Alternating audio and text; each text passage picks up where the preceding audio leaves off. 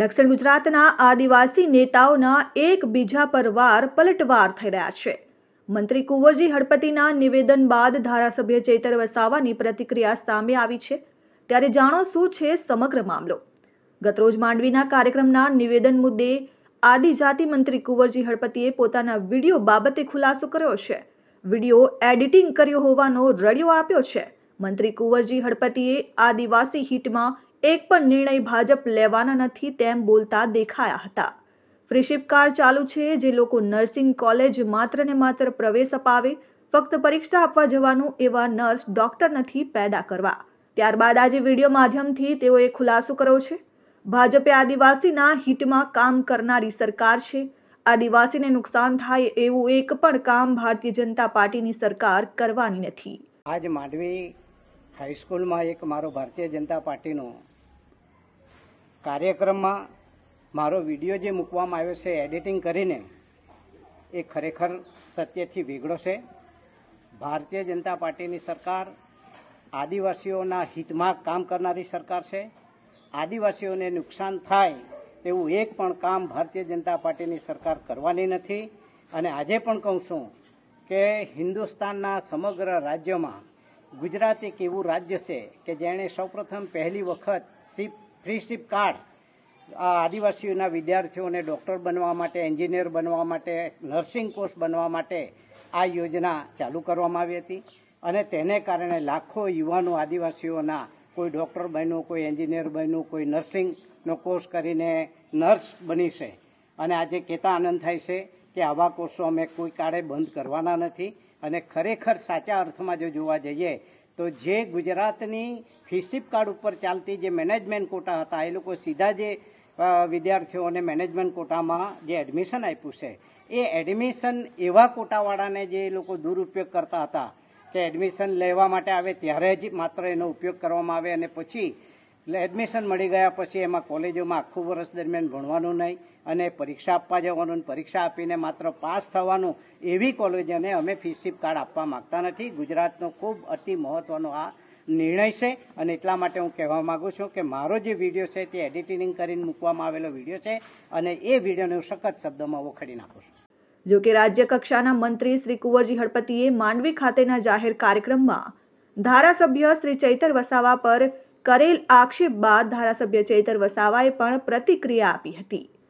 પ્રતિક્રિયા આપતા ધારાસભ્યએ જણાવ્યું હતું કે કુંવરજીના કંઠે સરસ્વતી બેઠા, આદિવાસી હિતમાં ભાજપે નિર્ણય લીધો નથી એ હૃદયની વાત મોઢે આવી છે। એડિટિંગ કર્યું હોય તો સાયબર ક્રાઇમમાં ફરિયાદ નોંધાવો, દૂધનું દૂધ અને પાણીનું પાણી થઈ જશે।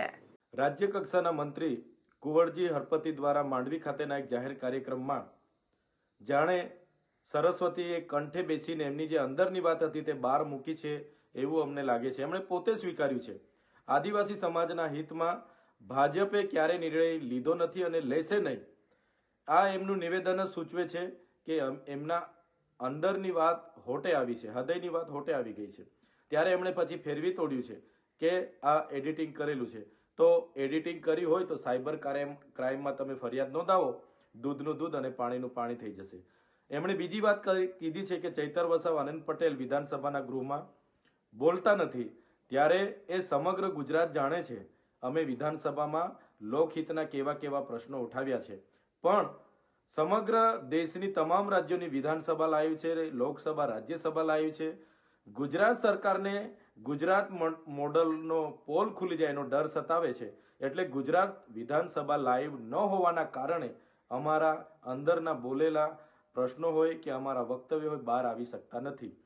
એમણે જે અમારા પર આક્ષેપો કર્યા છે ત્યારે એમને હું વિનંતી કરું છું કે તમારી સરકાર છે, તમે ટ્રાઇબલ સપ્લાન માંડવી, સોનગઢ, વાંસદા, ડાંગ, ભરૂચ અને નર્મદા જે તમારા લાગતા વળગતાની એજન્સી વીર એન્ટરપ્રાઇઝ, લાલા રેફ્રિજરેટર અને સંદીપ શાહ, દિવ્યેશ શાહ અને જીતેશ શાહની જે પણ કામગીરીઓ છેલ્લા 5 વર્ષમાં થઈ છે, જેમ કે ટેરાફિલ, બંક બેડ, બાયોગેસ, ડુઇલ કિટ જેવી તપાસ કરાવો તો 5 વર્ષની કામગીરીમાં હું ચેલેન્જ સાથે કેમ છું 2000 થી 2500 કરોડનું કૌભાંડ તમારું બહાર આવે છે, તે કેમ તમે સ્વીકારતા નથી?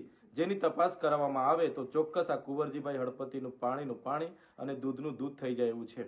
પોતાના મંત્રીકાળ દરમિયાન એમણે ઉચ્ચ અભ્યાસ માટે આદિવાસી વિદ્યાર્થીઓને મળનારી શિષ્યવૃત્તિ, જે પોસ્ટ મેટ્રિક શિષ્યવૃત્તિ, એ પણ એમણે મેનેજમેન્ટ અને વેકેન્ટ કોટાની બંધ કરીને આદિવાસી વિદ્યાર્થીઓ સાથે અન્યાય કર્યો છે. ચાલુ નાણાકીય વર્ષ 2024 અને 25 પૂરું થઈ ગયું છતાં એમણે 1495 કરોડ આજ દિન સુધી ફાળવ્યા નથી. 902 કરોડ એમણે વણ વપરાયેલા મૂક્યા છે, જે એમના મંત્રી કુબેરભાઈ ડિંડોરે વિધાનસભાના ગૃહમાં સૂચવ્યું છે. ત્યારે 2400 કરોડ રૂપિયા, 60% જેટલું બજેટ આજ દિન સુધી કેમ ફાળવવામાં નથી આવ્યું, એનો કુંવરજીભાઈ ખુલાસો કરે. અને કુબેરભાઈ ડિંડોરની દાહોદ ખાતેની એમના જે આગળ પાછળ ફરનારા મહેન્દ્ર અને સંજય પંચાલ, એની કામગીરીની પણ તપાસ કરવામાં આવે તો આ બંને મંત્રીઓનું કરોડોનું કૌભાંડ બહાર આવે એવું છે. Bureau report, RN news, Mandvi.